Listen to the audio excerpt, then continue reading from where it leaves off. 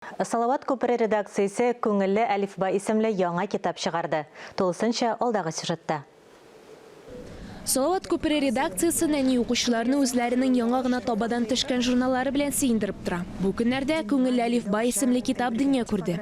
Нәни дусларыбыз алфавит дөньясына сәяхәтен башлар алдыннан төрле хайваннар, бишәкләр төшкән ябыштыргыч белән танышалар.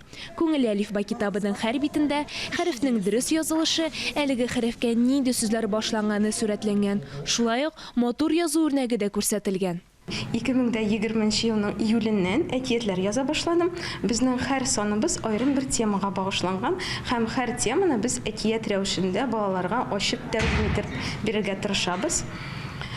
Темаларны каян сайлыйсыз дигән сорау килеп туырга мөмкин. Бу шулай ук сер түгел. Безнең балаларга, мәктәпкәчә яшьтәге балаларга белем бирү программасы бар.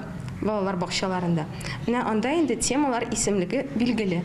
Ул инде әлбәттә гаилә, хайваннар, тирә-як дөнья, күк йөзе, планеталар, машиналар, транспорт, менә шундый темалар, җиләк, җимешләр, гөмбәләр һәм шуларның һәрберсен без Салават көпре журналында ачып барабыз. Ай саен безнең бер тема ачыла балаларга һәм һәр темага әкият тәкъдим итәбез. Әкиятләр безнең нигездә танып белү юнәлешендә алып барыла. Димәк, әкиятне тыңлаганда, укыганда дип әйтмим, чөнки бала әле тыңлап безнең тирә-як дөньяны исендә калдыра. Әкиятне тыңлаган вакытта бала шул вакытта инде тирә-як дөнья белән дә танышып китә. Балаларны рухи, тәртип яктан тәрбияләү максатына күп кенә әкиятләр дә язылган. Күңелле әлифба китабы 2 телгә тәрҗемә ителгән.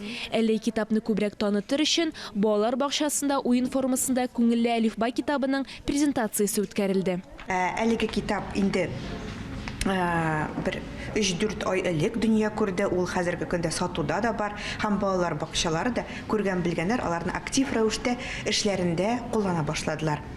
Нәни дусларда кызыксыну хисе уятыр өчен тиздән уен формасында балалар өчен күңелле әлифба китабын тәкъдим итәчәкләр.